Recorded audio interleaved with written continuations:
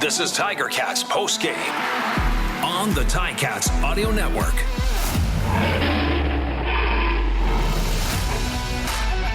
Tiger Cats postgame from the nation's capital. Job done. Tiger Cats victorious 16-12 in a wild roller coaster of a game. And you look at the points scored at 28 and you would think this one was a snoozer. Certainly not. This one went right down to the wire. And we talk about Dustin Crum and his notorious comebacks. Almost pulled off one more time. But the star of the game, the Hamilton Tiger Cats defense, coming through on this evening. I'm Bubba O'Neill along with Andy Fantuz, and we'll be joined by the guys from the booth to clean up and observe and make our comments about this one. We got to dig into this one, Andy. I'll tell you, the ultimate thing in the game, and as you know, you played for 12 years, is to get the victory. You get the victory tonight, but there's this sour taste at the end of it, unfortunately. Oh, what a heartbreak to see Bo Levi go down there on a meaningless play at the end of the game. Hopefully it's not as bad as, hopefully it's not a high ankle sprain or something worse than that. It didn't look good. Jovan Santos-Knox came over the pile and sort of landed on that ankle as he twisted him backwards, and it just seems like an avoidable one. But impressive win, impressive showing by that defense. Just incredible. Crum is a dangerous athlete out there, and to bring him down 7 times in the backfield. Crum ended up rushing 13 times for 82 yards, but really you could look at that like with 13 plus the 7 sacks, almost 20 rushes, or 20 times he's on the move. And to have only a 12-yard long, I believe it was only twice for a first down. What a showing! What a way to step up to a challenge. And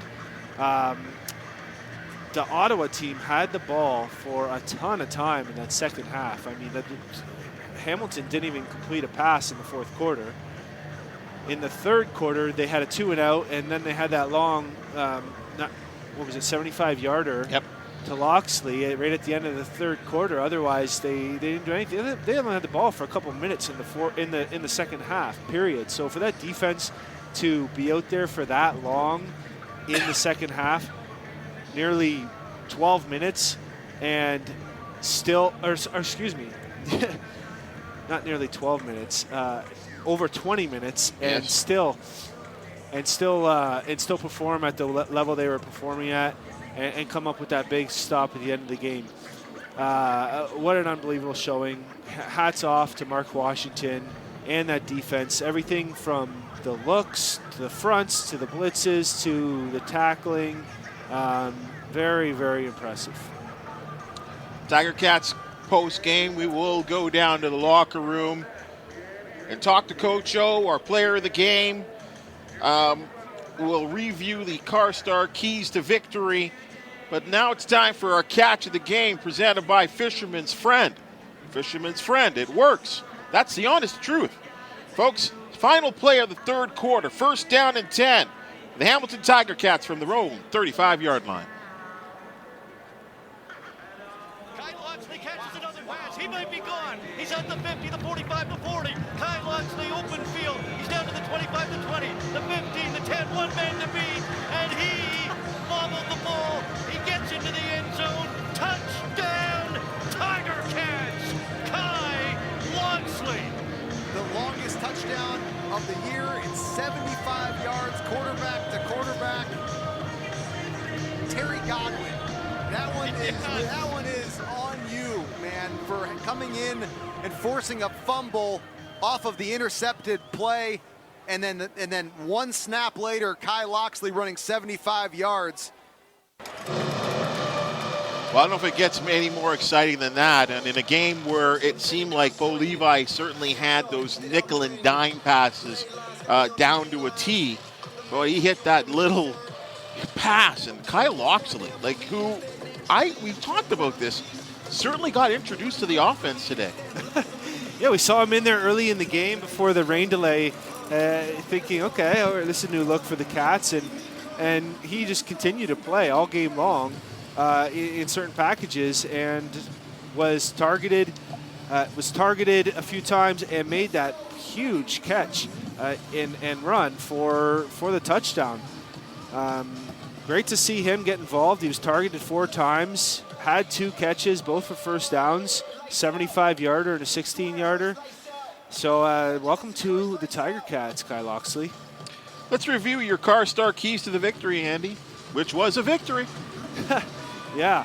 Well, the first one was Dustin Crum, contained Dustin Crum, and I already went through the stats. He still had 82 yards, but I was really impressed by the tackling of Dustin Crum, and he is a heck of an athlete, and to bring him down 7 times in the backfield, 7 sacks, and a few times he just got back to the line of scrimmage, a long of 12 yards running. What a great job. This is a big check mark to me, even though he had 80 yards or 82 yards scrambling. Still, that was a tough task, and he was looking to run often, and they were up to the challenge. Give him credit. The guy was busted up, bleeding. He took a lot of big hits, and he just keeps on coming. Jeez. The resilience of this team is pretty fun to watch and pretty impressive. They almost came back and with another comeback win in a game that they really had no business being in. But you got to give that. You got to give the defense credit for getting those interceptions, and just the team in general credit for just continuing to believe and hang in there and work their way all the way down 4 yards short of taking the lead. Number 2, interesting. Number 2 was get James Butler over 15 touches, and the Ticats did not do this. So this was not a relevant key to victory. I'll admit it first here. He had 6 carries for 12 yards, and he only had 4 targets with 2 catches for 30 yards. So only 8 touches tonight. Only looked to touch it 10 times. So they got the job done without him, and we saw some different looks. We saw Tyreek McAllister take the majority of the carries in the first half. We saw Kyle Loxley with a running play. We saw Felix Grangote get a few targets out of the backfield, which I'm okay with. All those other looks and all those other ways of getting offensive production and spreading the ball around. So it wasn't. This key was not on point today. They got the victory without it, but you still. You still got James Butler, and you're still going to want to use him both to get touches, to make plays, and to affect the defense, even when he's not getting the ball. Number 3, certainly an issue this evening, and still they find a way to win. Yeah, win the turnover battle. They did not win this category. Well, Levi Mitchell threw 5 interceptions.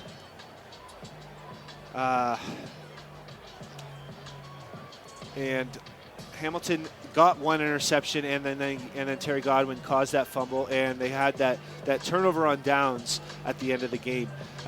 In the stat book, I see 4 turnovers for Ottawa, but I don't remember the 4th one. So, but either way, they lost this one, and that's why they almost lost the game, because quite frankly, they seemed to dominate for most of the game, for 3 quarters anyways, in all phases.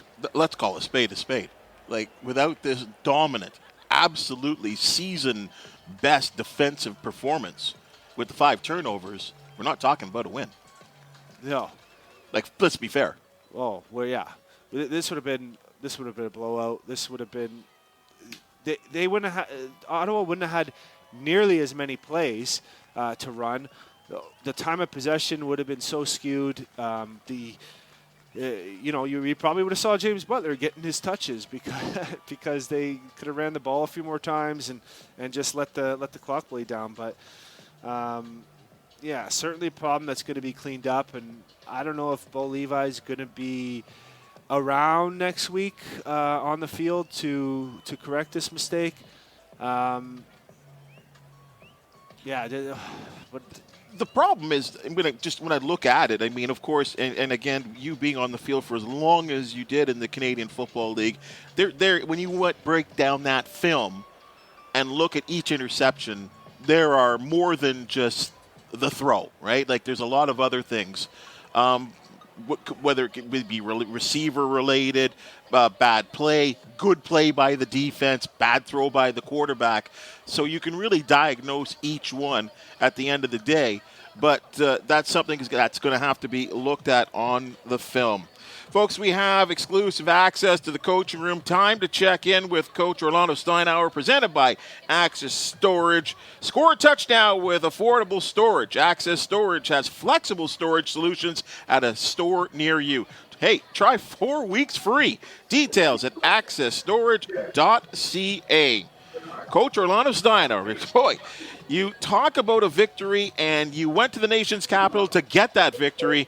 There was a lot of ups and downs, including that crazy weather delay, but you got the job done. Yeah, 2 points is 2 points. It's what we needed. It was a hard-fought game, back and forth. Just couldn't be more proud of our guys. Coach, you came in with the defense seemed very prepared. It seemed like you watched a lot of film and had some new looks for Dustin Crum in that offense. We saw a lot of three-man pressures with spies behind. We saw different personnel spying him. Can you just talk about how you came into the game planning to shut down Dustin Crum and especially his scrambling ability?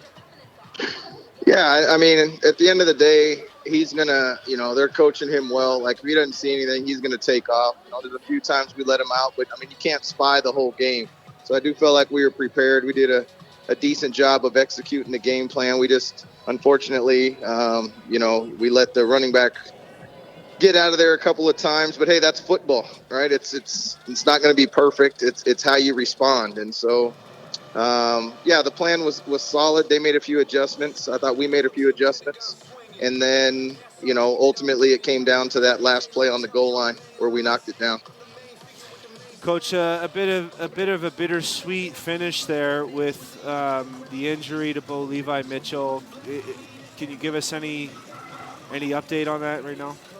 No update. Just obviously, he's not well enough to go off on his own, and so we'll have a further update later. Coach, you got some different people involved in the game, and we talked about the preparation defensively. Good to see that Kai Loxley became an important part of this game as a quarterback, as a guy on the field. He's so versatile. Yeah, that's kind of, we're kind of using him as our extra receiver. He has that skill set. And obviously it paid dividends here today. I know he had the drop early and, kind of went over to him and just said, hey, listen, we're going to need you again. These guys are hard on themselves. They're professional athletes. They want to help win. And he came up huge. He came up huge for us there. You talk about Bo Levi Mitchell and him, sadly being taken off the field at the end of the contest there.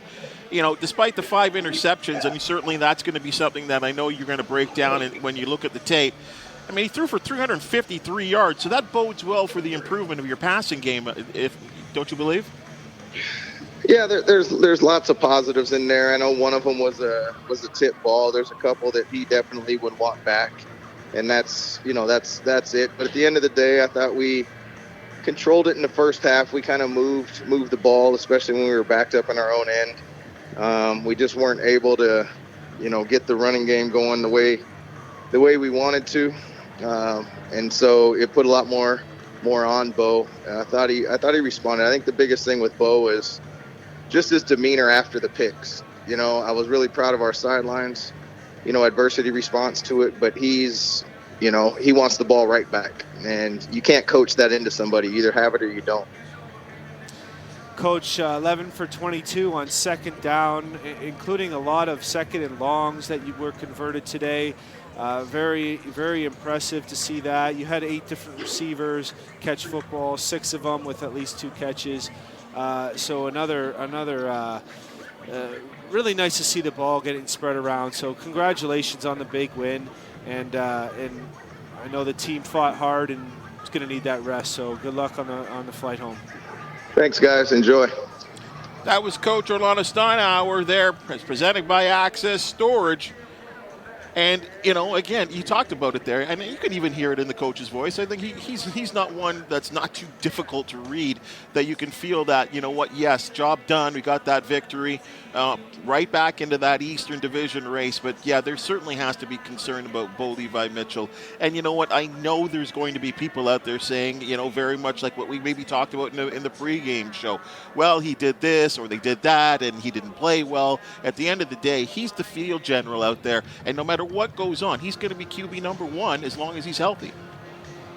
Absolutely, and you saw why. He had a full control of this game, spreading the ball around.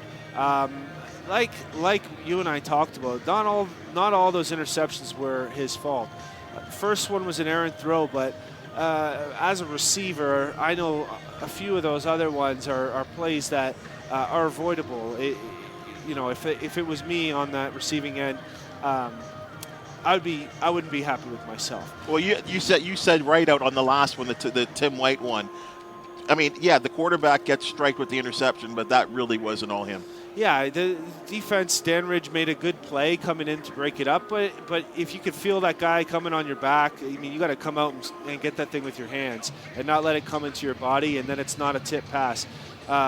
There was a couple of those that happened, and so the receivers got to do a better job of helping out their quarterback and not allowing the defenders to come in and intercept passes. And you're going to have a hungry Montreal team coming in here next week, and especially if Bo Levi's not in there, receivers are going to have to step up and help out the quarterback and make sure there's no more turnovers that are avoidable. Let's go back to that defense, and again, we are let's name it right now, our performer of the game, presented by Hercules Tire. Right on our strength is this one to me seemed kind of easy. The way Malik Carney, like, I mean, this guy was, I mean, I'll use this word, jacked tonight. Yeah, he was a man on a mission. He had five tackles, 2 sacks. It's just some really impressive moves, and he actually tackled Dustin Crum just past the line of scrimmage. It could have been his 3rd or 4th sack, and he met him in the backfield, and maybe he didn't get the sack, but he certainly disrupted the play enough to allow his teammates to come in and finish it off. So Malik Carney was on a mission tonight, and he I guess showed why the team was willing to get rid of like a big name like Jagari Davis or attempt to get rid of him this week, because Malik Carney's been playing so well. He tied for the league in sacks last year, and he leads the league in sacks this year. And what a great performance by him and the rest of that Ticat defense tonight. Let's go right back down to the locker room and connect with our player of the game, Malik Carney. This exclusive post-game interview is presented by Access Storage. Score a touchdown with affordable storage. Access Storage has flexible storage solutions at a store near you. Try 4 weeks free. Details at accessstorage.ca. Well, number 5, you were really bringing it tonight. And I tell you, those numbers, 5 tackles, 2 sacks, but there was so much more going on with that defense tonight. A tremendous effort. You got to be proud with your defensive effort tonight. Yeah, absolutely. I'm more excited about the team win we got, man. And nothing more important than the team win. Malik, what was the mindset going in against Dustin Crum? Were you just trying to get to him as fast as you could, or did you always have to keep your eyes in your lane and be disciplined about what gaps you were leaving open? You know, the most important thing, you know, from the D-line perspective is getting to the quarterback. And we knew he'd like to, you know, put his foot in the ground and get north. He's a tough guy. Doesn't go down easy. So we was just, you know, focus was just on casing them in and putting full bodies on them and getting everybody to the ball. Malik, the Red Blacks seem to be on the field for the heavy majority of the second half. And were you guys getting tired at all? But you're bending a bit, but you're able to really step up hard on that goal line. What can you say about the finish from that defensive unit? I mean, we came together, we played together, and that's what's most important. Sticking together and collectively. It's never a perfect game on the defensive end, on the offensive end, but we know as a team, we're going to have those that's going to happen in the game. There's always adversity, and we just got to know how to balance it, refocus, and come together and finish out, and that's what we did tonight. Malik, can you share anything about what happened during the Lightning break? What was the locker room like, or the messaging from some of the captains or the leaders in the team? It was just more excitement on getting the win. Close game. It's just excitement, and obviously tomorrow when we go in, there's a lot of corrections and things we need to make.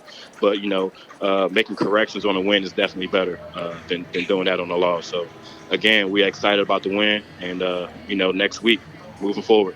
Malik, there was so much made about Dustin Crum and his abilities, especially as a running style quarterback. How much was there a little extra work, film work at watching what he does? Because you guys really seem to contain him very well. Yeah. It was nothing extra. We prepare like pros every day of the week. We prepare for him just like we do every other quarterback. Again, he's a tough guy, but he still puts his pants on just like us. So again, great guy, great quarterback. But we did our thing today, and today we're excited about our win. Because you guys put some serious licks on him. Yeah, I had to tell him. I said, "Hey, man, you might want to go down." But if you want to stay up and take those hits, that's on them. Malik Carney, our Hercules Tire player, the performer of the game. Thanks so much for joining us. Enjoy the win and the ride back home. I know those victories, when when you're coming off the road, they must be so much more enjoyable to come home with the victory. Oh, yeah, most definitely. We're going to celebrate on the plane. Thanks for having me. All right. Take care. Malik Carney, our player of the game. And, again, this interview was brought to you by Access Storage. Well, again, now it's time you get the victory. Job done. Now to got to focus on another divisional opponent right back at home here and something to build off of. Yeah, this is a tough matchup coming up. And you want to be 1-0 in the second third of the season, and that's what they are. Now the goal is to be 2-0. And next Saturday's a massive game. Lots to build off. I really thought that Tiger Cats took some positive steps in a lot of different ways. Defensively, offensively, the punting team was great other than one instance. Just very sick about that injury there at the end of the game. As soon as he came out, it was sort of like, oh, why is he in the game? That's what I was thinking. But it's easy to say that from the sideline, from sitting where we're sitting here. I understand that you want to finish the game and not let anything crazy happen with with an inexperienced quarterback, but it's almost similar, and longtime Tiger Cat fans will remember this situation. I think it was going back to 2001, and the Tiger Cats at Old Iverwin Stadium at the time. And again, a short distance, third down and half, a yard kind of thing. Danny Mack goes in there and just goes forward, something that he doesn't normally do, very much like a Bo Levi Mitchell, doesn't normally take those quick little, third down conversion situations, and in this case, just short yardage and take a kneel and get a yard, and they could have ran out the clock and the game would have been over. But then Danny Mack breaks a bone in his hand, and he's done for the year, right? So it's amazing that in the flash of a second, in one play, like your situation, especially at the quarterback position, can change so quickly. Yeah, they're on the 2-yard line, and you wonder if they could have just taken a knee. Ottawa had no timeouts left. Look, you don't want to pour salt in the wound. Right. I'm sure those questions are going to come up this week, and we'll get some clarity on what happened there. But it just sucks. Yeah, it really does. It really does. Because again, we talked about Bo and the fact that he needs playing time. He's got to develop that chemistry. He's got to get that timing. And again, we saw it. There were glimpses of it here. As I said, guy almost threw for 400 yards and didn't even complete a pass in the fourth quarter, right? I mean, so obviously something was going right with that Ticats passing game. But if this is the case, and again, they don't play till Saturday, so they do have the long week of preparation, and we'll see what happens. Obviously, there'll be all kinds of testing that happens when the team get back to Hamilton. But if not, I don't believe Matthew Schultz is ready at this point, and he's on the 6-game injury list at this point. So this could be another situation where Taylor Powell, out of nowhere, gets another opportunity and gets to maybe build on his last performance and what we saw here at Tim Hortons Field. Well, the team has faith in him. The coaching staff has faith in him. He showed some glimpses of great potential, and the more experience he gets, the more prepared he'll be for needing him down the stretch, and who knows what this injury is like. He might be the quarterback here for the next several games. So it's a good thing he has that extra time this week, those extra days to get to practice, to get to work, to be that leader from day one, and it's not be sort of like forced in there in the middle of a game, and see what he can do. It's going to be the Taylor Powell show against Montreal on Saturday, and it's going to be a big test. We kind of left out special teams a little bit. Just a couple names I'd like to bring up there. Keandre Smith had a great downfield tackle. And Anthony Federico, the hometown product out of, really a defensive lineman, just his speed is incredible. And they came up with some real big, I thought, tackles to limit the field position. Because as you did talk about earlier in the game, this was going to be a field position game. And Mark Leggio, what does he do? He just kicks another field goal, for crying out loud. Yeah, the punt unit was fantastic today. There was that one punt that almost got blocked and ended up being returned for some good yardage because it was a short punt and the players had to kind of back up. And when that type of thing happens, it's hard to recover with your gap responsibilities. But both on special teams and on defense, we saw excellent open field tackling and excellent tracking, like angled tackling, like taking good angles to run people down and cut them off and finish them off. So, very impressive play by that special teams and the defense in general. We saw another great performance by Jameer Thurman, laying some hard hits on multiple different players. He ended up with 7 tackles. Trey Crawford got the start today. He had another 2 sacks. Those ends were explosive today. Casey Sales had the big sack and had the big knockdown to win the game. And those interior defensive linemen never get any love. Yeah, they don't. We saw Mo Diallo get a sack and other couple big plays, but he ended up having to come off with an injury as well. Even Kongbo was getting in there, and Teddy. These guys are working hard. So we got to give Edwards them some with love. a sack today. And Chris Edwards. Let's just quickly talk about Chris Edwards. This guy is bringing just a wild amount of intensity. Maybe sometimes someone's got to, in the huddle or whatever, just kind of bring him down a little bit. But boy, he's playing at 100 miles an hour. Yeah, he was so angry at that the offense thought he was the one offside, but he actually got called for the Ottawa left tackle being offside, and then he went and took an avoidable penalty, misconduct penalty the next play. But then right after that comes in and forces Crum inside, and Casey Sales finishes him off for a sack. So, he was out there. He was out there making plays, being noticeable, being Chris Edwards. Tiger Cats defeat the Red Blacks in just a wild one, but a strange one all in all, folks. Again, the Tiger Cats will have the weekend off and will return to practice on Monday. Hopefully we'll have more evaluations or at least an update on the quarterback, Bo Levi Mitchell, after being taken off the field with what appears to be some type of lower body injury. Thank you so much for lasting with us. It's been a long night again. We've got about that 58-minute weather delay. For Andy Fantuz and Bubba O'Neill, we will be back next Saturday for the Tiger Cats pregame presented by Greenworks, as our Tiger Cats are at Tim Hortons Field, where they will host the Montreal Alouettes in what will be yet another important East Division game. Our broadcast starts at 6 o'clock. Be there or be square. Join us. We're looking forward to chatting with you.